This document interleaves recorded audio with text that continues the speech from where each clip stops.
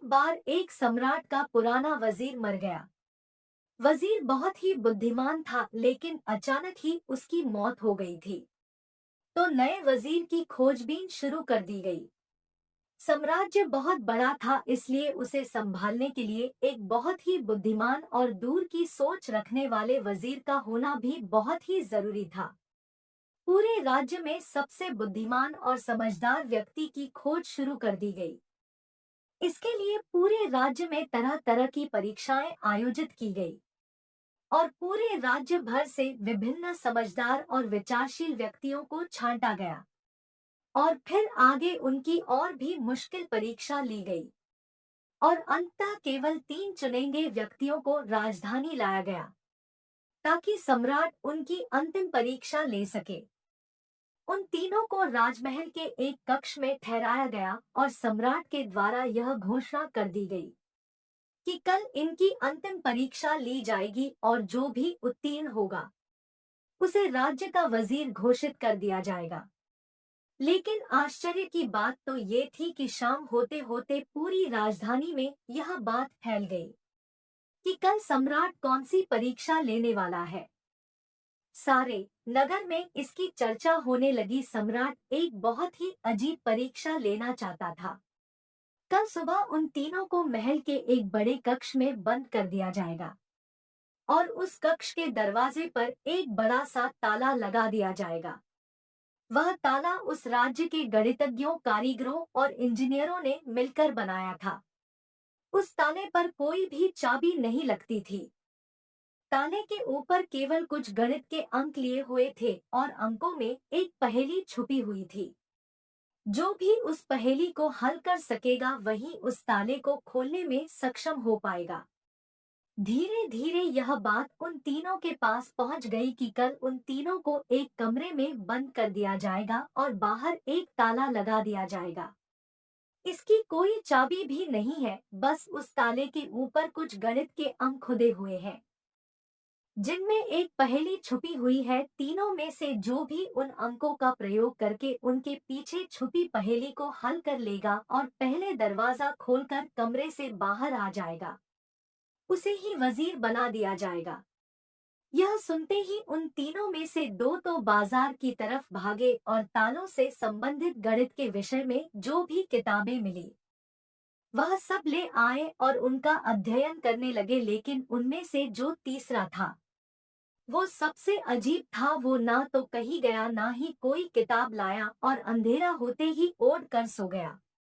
बाकी दो ने सोचा कि शायद डर के मारे इसने परीक्षा में न बैठने का निर्णय लिया है, या शायद इसे भरोसा नहीं है कि जो खबर उड़ी है वह सही है। लेकिन फिर भी उन्होंने कोई भी मौका छोड़ना ठीक न समझा, क्योंकि यह पूरी जिंदगी में सिर्फ एक बार मिलने वाला मौका था।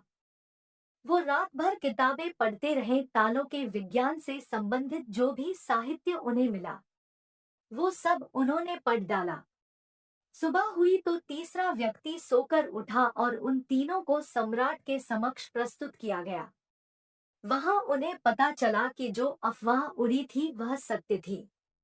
उन तीनों को एक बड़े से कक्ष के अंदर बंद कर दिया गया। उसके बाहर एक ताला लगा दिया गया जिसके ऊपर कुछ गणित के कुछ अंक खुदे हुए थे। सम्राट ने कहा, तुम तीनों में से जो भी इन अंकों में छुपी पहेली को हल कर लेगा वही दरवाजा खोल पाएगा, और जो दरवाजा खोलकर सबसे पहले मेरे पास आएगा मैं उसे अपना वजीर बना लूंगा।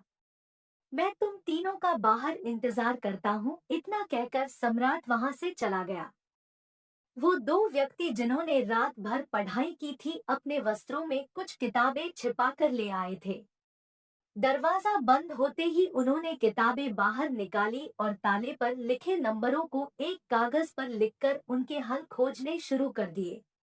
लेकिन जो वो तीसरा व्यक्ति था उसने कुछ न किया। वह अपनी आंखें बंद करके कमरे के कोने पर शांति से बैठ गया। उसे बैठा देखकर वह दोनों हंसे और तंज कसते हुए कहा, क्यों हार मान गए? क्या कुछ करो तभी तो कुछ होगा। उन्हें लगा जैसे उसने हार मान ली है। वह डर गया है और अब वह कुछ भी प्रयास नहीं करना चाहता, लेकिन उसका मन एकदम शांत था। उसकी आंखों से स्थिरता झलक रही थी। वह परेशान नहीं मालूम पड़ता था। वह बैठा रहा। फिर अचानक उसे कुछ सूझा। वह उठकर दरवाजे के पास आया और धीरे से धक्का दिया और यह क्या, दरवाजा खुल गया। वह कमरे से बाहर चला गया। लेकिन दोनों व्यक्ति अपनी किताबों में ही डूबे रहे। उन्हें पता भी न चला कि वह तीसरा कमरे से बाहर जा चुका है।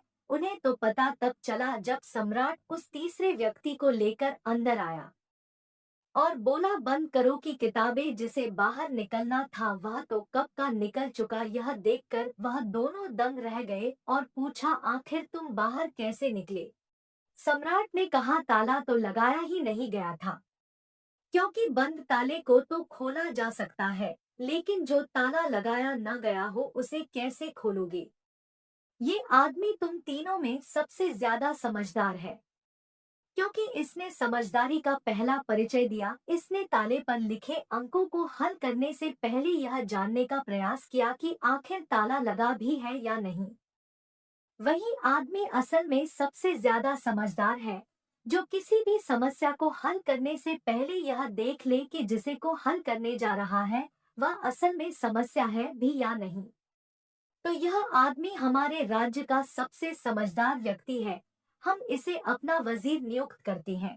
तो दोस्तों, इस कहानी से सीखने वाली बात यही है कि जब भी हमें लगी कि हमारे सामने कोई बड़ी समस्या है, तो जल्दबाजी में घबराकर उस समस्या का समाधान खोजने की बजाय हमें ठंडे दिमाग से यह सोचना चाहिए कि जिसे में समस्या समझ रहे हैं वह असल में समस्या है भी या नहीं, यह समस्या कुछ और ही है।